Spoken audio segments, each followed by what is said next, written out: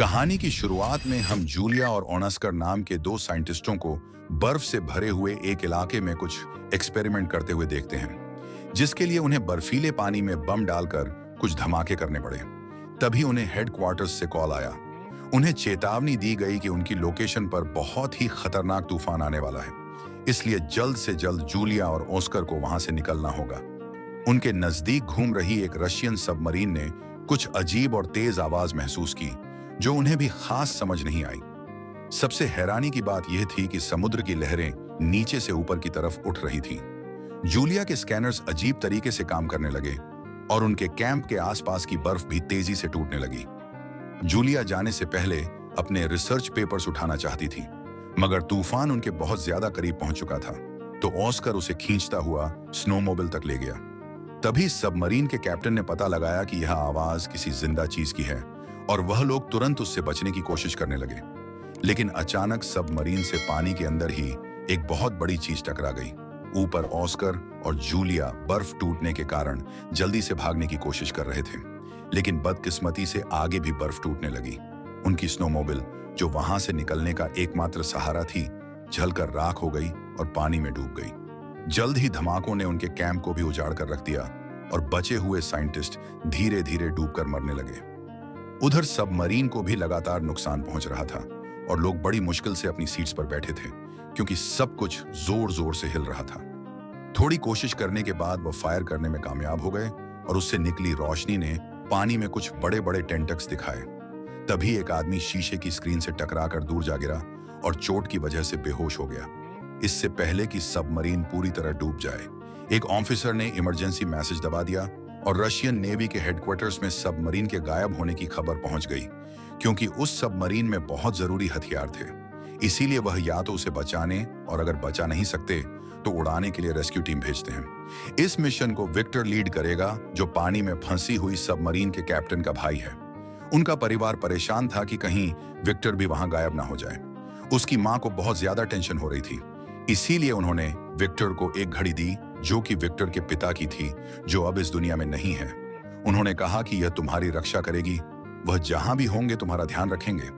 उस रात Victor docs पर पहुंचा तो उसे पता चला कि उसके पिता के पुराने दोस्त एडमिरल ओलशेंस्की भी मिशन पर जा रहे हैं। अब उसे चिंता होने लगी कि मिस्टर ओलशेंस्की इस काम के लिए कुछ ज्यादा ही बूढ़े नहीं हो चुके हैं। ये बुढ़ा मरेगा नाम मेरा हो जाएगा। जैसे ही विक्टर सबमरीन में चढ़ा, तभी क्रू मेंबर्स कंप्लेंट करने लगे कि उन्हें छुट्टी से जल्दी वापस बुला लिया गया। दूसरी ओर जूलिया और ऑस्कर उस बर्फीले तूफान में भटक रहे थे। फोन से सिग्नल पकड़ने की कोशिश में जूलिया का ध्यान भटक गया और वह एक गहरी खाई में गिरने ही वाली थी कि तभी ऑस्कर ने उसे ऐन वक्त पर पकड़ लिया। उसी वक्त जूलिया के फोन में एक ऑयल रिग का सिग्नल मिला और सिग्नल मिलते ही उसने कॉल मिला दी। लेकिन उस बर्फीले तूफान की वजह से बहुत ज्यादा शोर था और रिग के लोग उसकी बात नहीं समझ पाए। थोड़ी देर बाद सिग्नल चला गया और कॉल कट गई।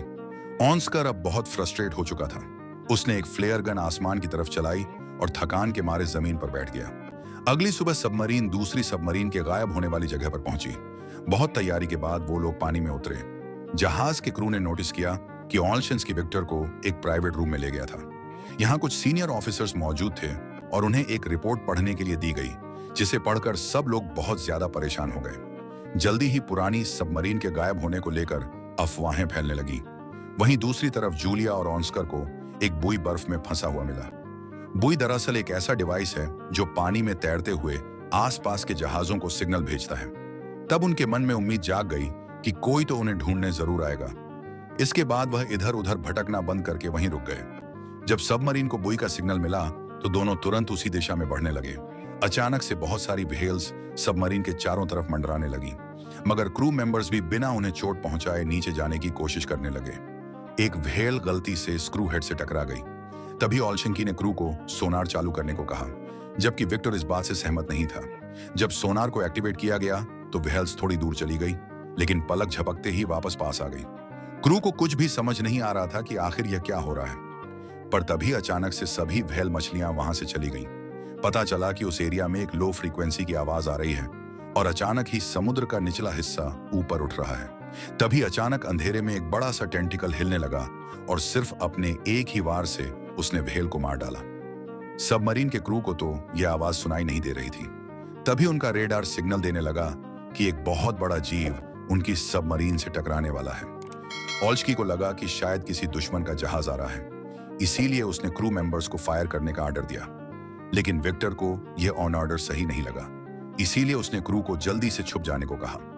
सबमरीन बर्फ की दीवार में क्रैक के अंदर चली गई। जब भी सबमरीन बर्फ से टकराती तो हिलने लगती और रेडार की आवाज भी और तेज होती जा रही थी, जिससे हेडफोन्स लगाए हुए लोगों के कान दर्द करने लगते हैं। जैसे ही वह अजीब दुश्मन उनका पीछा करता है, क्रू को सबमरीन रोकनी पड़ी क्योंकि एक दीवार ने उनका रास्ता रोक लिया था। खुशी की बात यह थी कि उनका पीछा करने वाला वह अनजान दुश्मन तब तक जा चुका था। जब क्रू सबमरीन के डैमेज का अंदाजा लगा रही थी तो ओल्शंस की विक्टर को डांटता है कि उसने बिना सोचे समझे रिस्क लिया। अब उनके पास कोई ऑप्शन नहीं बचा, तो अब उन्हें सबमरीन को ठीक करने के लिए पानी के ऊपर आना होगा। वहीं जूलिया और ऑस्कर कुछ पत्थरों के पास चिपक कर गर्मी लेने की कोशिश कर रहे थे। अचानक बर्फ टूटने की आवाज सुनाई दी और सबमरीन पानी से बाहर निकल आई। सबमरीन में से लोग तुरंत बचे हुए लोगों को देखकर उनसे मिलने के लिए आए, यह पता होने के बावजूद भी कि यह लोग उस सबमरीन के तो नहीं हैं जिसके ऊपर हमला हुआ था। क्रू मेंबर्स ने उनकी बात ध्यान से सुनी। विक्टर ने बुई को चेक किया और फिर ओशस्की से बात करने गया। ओशस्की का कहना था कि इन दोनों को थोड़ा खाना देकर यहीं छोड़ दो, क्योंकि हो सकता है कि यह दूसरे देश के जासूस हों। लेकिन विक्टर ने उन पर थोड़ी दया करते हुए उन्हें सबमरीन में बैठा लिया। मरम्मत का काम पूरा होते ही सबमरीन फिर से पानी में चली गई और उन्होंने बुए के पास सर्च करना शुरू किया। मेडिकल चेकअप के बाद जूलिया और ऑस्कर को खाना दिया गया। फिर विक्टर ने उन्हें मैप दिखाकर उनके कैंप की लोकेशन पूछी और साथ ही यह भी पूछा कि क्या उन्होंने कुछ अजीब देखा है। जूलिया बताती है कि उन्होंने वहां बड़े बड़े धमाके देखे थे। विक्टर को लगा कि शायद यही उसके भाई की सबमरीन के डूबने की वजह है। सारा क्रू आगे की योजना के बारे में बात करने लगा, लेकिन ओशस्की ने कहा कि हमें वापस चलना चाहिए क्योंकि थोड़ी देर पहले रडार में जो भी चीज थी वह खतरा वापस आ सकता है। अगर हम पर फिर से अटैक हुआ तो इमरजेंसी सिग्नल भेजना तक मुश्किल होगा। लेकिन विक्टर अपने भाई को ढूंढने के लिए बेचैन था और ऑर्डर देता है कि सबमरीन जूलिया के कैंप की तरफ ले चलो। ओशस्की ने विक्टर को दूर ले जाकर चेतावनी दी कि यह दूसरी बार है जब उसने गलत फैसला लिया है। अगर एक और बार ऐसा हुआ तो सब कुछ खत्म हो जाएगा। विक्टर ने अपने एक साथी को समझाया कि हमें जल्दी करनी होगी, क्योंकि अगर दूसरी सबमरीन में कोई जिंदा है तो उसके पास ऑक्सीजन कमी ही बची होगी। तभी जूलिया को एक अजीब सी आवाज सुनाई दी। ओनास्कर कहता है कि यह सोनार की आवाज है जो दूसरी सबमरीन को ढूंढ रही है। खोज कुछ देर तक चलती रही, लेकिन फिर रेडार दिखाता है कि वह अजीब दुश्मन फिर से उनका पीछा कर रहा है। विक्टर ने क्रू से कहा कि पहले की तरह एक छुपने की जगह ढूंढो, लेकिन इस बार उनके आसपास कोई इस तरह की जगह नहीं थी। लेकिन वहीं पास में एक ऑनएल रिग मौजूद थी, तो विक्टर ने सोचा कि वहां पर छुपने की जगह मिल सकती है। जब सबमरीन पानी की सतह पर आने के लिए तैयार हो रही थी, तब ऑनएल रिग के सभी वर्कर्स समुद्र से उठ रहे बड़े बड़े टेंटिकल्स को देखकर हैरान रह गए। उन्होंने तुरंत अलार्म बजा दिया। टेंटिकल्स रिग पर अटैक करना शुरू कर देते हैं और सारी बिल्डिंग गिरने लगती है। कई जगह तो जबरदस्त धमाके भी होने लगे। बहुत से वर्कर्स ने घबराकर भागने की कोशिश की, लेकिन उनके पास कहीं जाने की जगह ही नहीं थी, क्योंकि पूरा का पूरा स्ट्रक्चर ही टूट रहा था। जैसे ही सबमरीन का कांटेक्ट रिग से टूटा तो विक्टर पेरिस्कोप की मदद से यह देखने की कोशिश करने लगा कि आखिर चल क्या रहा है। जब उसने बड़े बड़े टेंटिकल्स को रिग को तबाह करते हुए देखा तो वह डर गया। उसने यह दृश्य स्क्रीन पर भेजा ताकि पूरा क्रू यह देख सके कि वह किससे लड़ रहे हैं, उनका दुश्मन कितना बड़ा है। जब रेग पूरी तरह से खत्म हो गई तो वह अजीब मॉन्स्टर फिर से सबमरीन का पीछा करने लगा, जिसके बाद उन्हें सबमरीन को तुरंत मोड़ना पड़ा।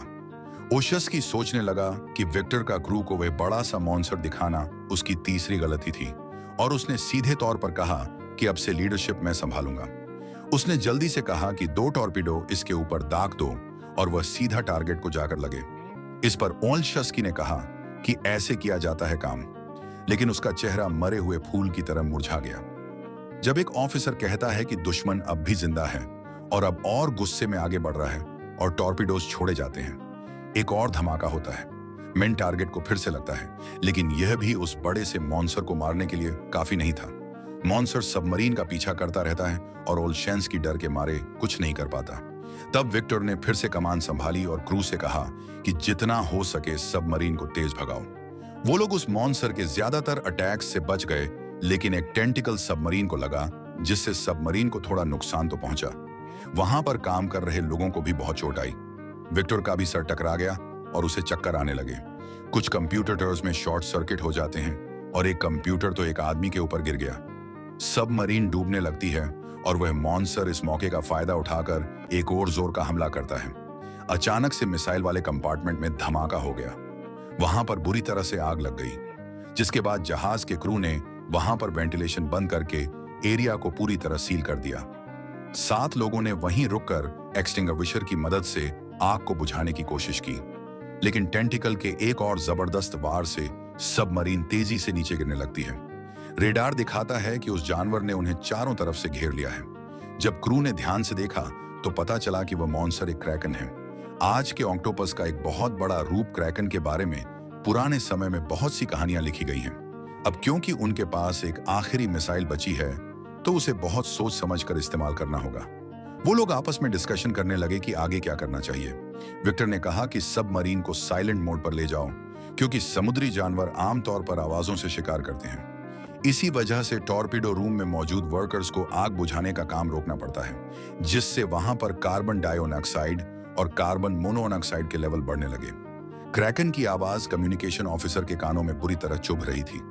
टॉर्पीडो वाले कमरे में मौजूद लोग सोचने लगते हैं कि क्या हम ऐसे ही मर जाएंगे, लेकिन खुशकिस्मती से विक्टर का प्लान काम करने लगा और वह क्रैकन वहां से दूर चला गया। अब वह लोग दोबारा से अपने काम पर लग सकते हैं, लेकिन तब तक आग इतनी ज्यादा फैल चुकी थी कि थोड़े से एक्सटिंग्विशर्स से बुझाना पॉसिबल ही नहीं था। कुछ लोग आग से जलने लगे और तभी विक्टर ने सबको कहा कि कंपार्टमेंट खाली कर दो, जो चीज जल रही है जलने दो, बस अपनी जान बचाओ। कुछ ऑफिसर जब फायर एरिया से बाहर निकल रहे थे तो वह बुरी तरह से घायल हो गए, लेकिन बाकी के क्रू ने उन्हें दरवाजे के पार ले आने में उनकी मदद की। आखिरी सेकंड में दरवाजा बंद कर दिया गया ताकि आग बाकी हिस्सों तक ना पहुंच सके। टॉर्पीडो कंपार्टमेंट का प्रेशर कंट्रोल करके आखिरकार आग बुझा दी जाती है। यह वहां पर लोगों के होते हुए नहीं किया जा सकता था। इसके बाद जो लोग अभी भी ठीक थे उन्हें रिपेयर का काम दे दिया गया और जो लोग घायल थे उन्हें इन्फरी या उनके कमरों में भेज दिया गया। ऑस्कर और जूलिया ने उनकी चोटों का इलाज करने में मदद की, जिससे क्रू उन पर भरोसा करने लगा। बाद में विक्टर क्रू से उनके विचार पूछता है कि अब क्या करना चाहिए। सभी कहते हैं कि हमें वापस जाना चाहिए, क्योंकि हमें दूसरी सबमरीन की लोकेशन का कुछ नहीं पता और क्रैकन से बचने के लिए कोई सुरक्षा नहीं है हमारे पास। ओलशस्की ने विक्टर को याद दिलाया कि तुम्हारे पिता एक हीरो थे जो एक सबमरीन इंसिडेंट में लोगों को बचाते हुए शहीद हुए थे। काफी सोचने के बाद अब विक्टर भी मान गया कि वापस चलने में ही भलाई है। जब सबमरीन घर लौटने लगी, विक्टर अपने पिता की लिखी हुई आखिरी चिट्ठी पढ़ता है। तभी जूलिया उसके कमरे में आई और देखती है कि वहां पर कुछ पक्षी थे। विक्टर ने बताया कि उन्हें ऑक्सीजन लेवल चेक करने के लिए रखा गया है। जूलिया ने उससे एक मैप मांगा और सभी लोकेशंस दिखाई जहां पर उन्होंने क्रैकन को देखा है और अपने कैंप की भी लोकेशन बताई। वह कहती है कि पुरानी कहानियों के हिसाब से इस जानवर ने पहले भी कई जहाजों पर हमला किया है, लेकिन फिर अचानक ही वह गायब हो गया। इसीलिए कई साइंटिस्ट मानते थे कि क्रैकन किसी गहरी नींद में चला गया है। जूलिया ने बताया कि हमने जिन धमाकों का इस्तेमाल किया था शायद वह क्रैकन के छुपे हुए घर पर लगा दिए। इसी वजह से शायद वह जाग गया है। अगर सबको जिंदा रहना है तो उन्हें सोनार बंद करना होगा, वरना वह उनके पीछे दोबारा आ जाएगा। क्योंकि जूलिया क्रैकन के बारे में इतने अच्छे से जानती है तो विक्टर ने उससे पूछा कि तुम्हें कोई आइडिया है मेरे भाई की सबमरीन कहाँ हो सकती है। जूलिया ने समझाया कि ऑक्टोपस अपने शिकार को खींचकर अपने घर में ले जाते हैं और वह जगह उनके कैंप के आसपास ही होनी चाहिए। तभी उनकी बातचीत एक ऑफिसर के आने से रुक गई। ऑफिसर ने कहा कि हमें एक क्लू मिला है। वह साइलेंट मोड के समय की रिकॉर्डिंग सुनाता है, जिसमें सबको सुनाई देता है कि कोई किसी मेटल पर बार बार ठक ठक कर रहा है। वह सिग्नल को ट्रैक करते हैं और यह कंफर्म होता है कि यह जूलिया के कैंप के पास से आ रहा है। इसका मतलब साफ था कि दूसरी सबमरीन में अभी भी कुछ लोग जिंदा हैं। विक्टर ने सबको बुलाया और कहा कि देखो, हमारे फौजी उस सबमरीन में बंद हैं, जिंदगी और मौत के बीच जूझ रहे हैं। वह अगर उन्हें हम नहीं बचाएंगे तो कौन बचाएगा। यह मत सोचना कि मैं सिर्फ अपने भाई के लिए वहां जाना चाहता हूं। अगर तुम में से कोई भी वहां होता तो मैं एक आदमी के लिए भी यही करता। जिसके बाद उसने अपने साथियों को सीधे ऑर्डर दिया कि सबमरीन को जूलिया के कैंप की तरफ ले चलो। अचानक मशीन और दीवारों में से नट बोल्ट्स निकलने लगे, ग्लास और लाइट्स टूट गई। इसका मतलब था कि सबमरीन ज्यादा गहरे पानी में चली गई है, जिस वजह से वो लोग सबमरीन को थोड़ा ऊपर लेकर गए।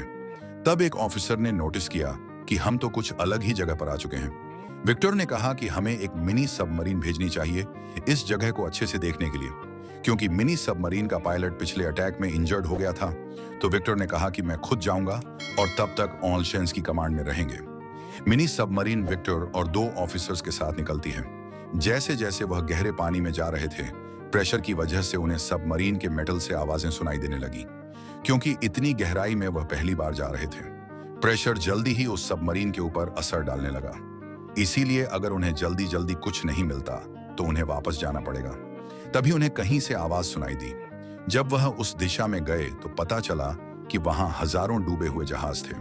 इसका मतलब है कि जूलिया की थ्योरी और कहानियां एकदम सच हैं। आखिरकार उन्हें दूसरी सबमरीन मिल गई और वह उसकी डैमेज को चेक करते हैं। खुशी की बात यह थी कि उसका आगे का हिस्सा अभी भी ठीक है।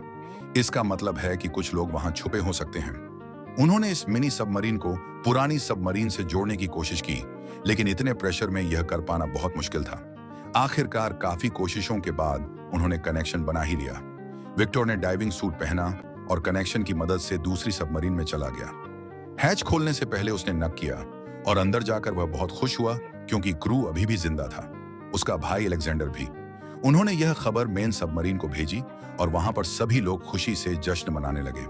अलेक्जेंडर समझ रहा था कि उन्होंने सबमरीन को साइलेंट मोड पर रखा होगा ताकि क्रैकन का ध्यान ना जाए, और उसने बीच बीच में ही सिग्नल भेजा। विक्टर ने जितने ज्यादा लोग फिट हो सकते थे उतने मिनी सबमरीन में भेजे, लेकिन सबको बचाने के लिए 2 बारी लगेंगे। विक्टर ने फैसला लिया कि वह अपने भाई के साथ यहीं रुकेगा और एक मैकेनिक को आखिरी पायलट के साथ भेजा गया। उन्होंने सबमरीन के अगले हिस्से पर एक ट्रैकर लगा दिया ताकि उनकी लोकेशन खो ना जाए। लेकिन फिर उन्हें याद आया कि क्रैकन भी तो इस सिग्नल को पकड़ सकता है, जिसके बाद उसे बंद कर दिया गया। जब मिनी सबमरीन ने वहां से टेक ऑफ किया तो पूरी सबमरीन एक बार के लिए हिल गई, लेकिन नीचे नहीं गिरे। जल्द ही वह लोग मेन सबमरीन तक पहुंच गए और बचाए गए लोगों का इलाज शुरू हो गया। सबमरीन को चला रहा पायलट दूसरी ट्रिप करने लायक नहीं था, तो जूलिया ने ऑस्कर को मदद करने को कहा। ऑस्कर पहले सबमरीन में काम कर चुका था, तो वह मान भी गया। जब मिनी सबमरीन वहां से निकली तब ओल्चकी ने रडार में देखा कि क्रैकन फिर से हिलना शुरू हो चुका है। दूसरी तरफ विक्टर और अलेक्जेंडर उन खतरनाक हथियारों को ढूंढने जाते हैं जो उनके सीनियर्स ने मांगे थे।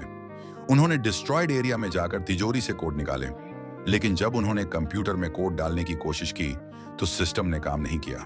लेकिन विक्टर हार मानने को तैयार नहीं था और काफी सारे बटन्स दबाने के बाद कंप्यूटर ऑन हो गया।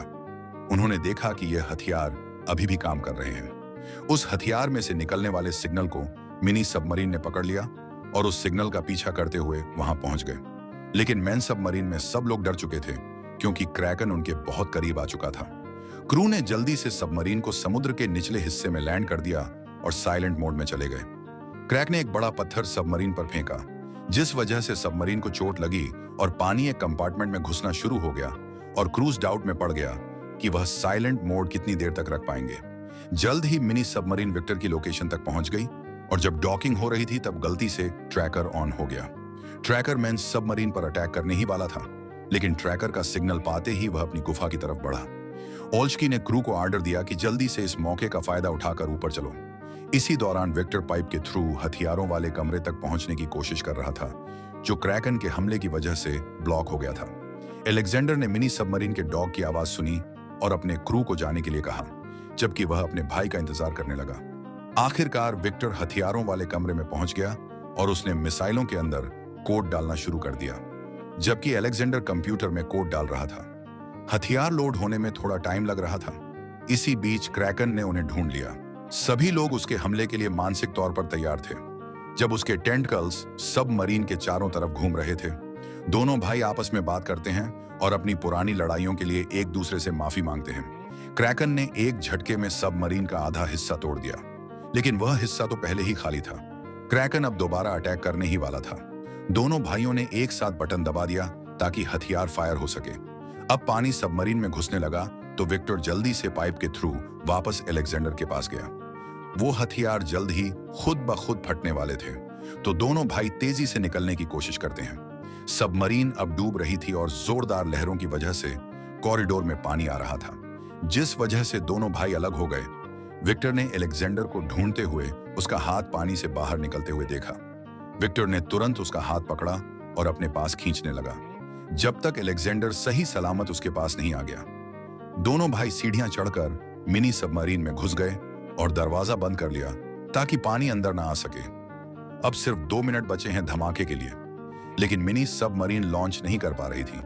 जब वह लोग मैन सबमरीन के साथ जुड़े जुड़े नीचे गिरने लगे तो विक्टर को इमरजेंसी लीवर याद आया। उसे खींचते ही मिनी सबमरीन आखिरकार डिस्कनेक्ट हो गई। फिर वह तेजी से निकलते हैं और हथियारों के फटते ही जो शॉक वेव निकली, उन्होंने मिनी सबमरीन को समुद्र में घुमा दिया। ऊपर मेन सबमरीन में सब लोग बस उनके सही सलामत ऊपर आने का इंतजार कर रहे थे। कुछ देर बाद सब लोगों के हौसले टूट ही रहे थे कि तभी पानी में कुछ बबल्स दिखने लगे। वो मिनी सबमरीन ही थी जो आखिरकार ऊपर आ चुकी थी। आखिरकार वह सभी लोग बच गए और दोनों भाई एक साथ अपनी मां से मिले।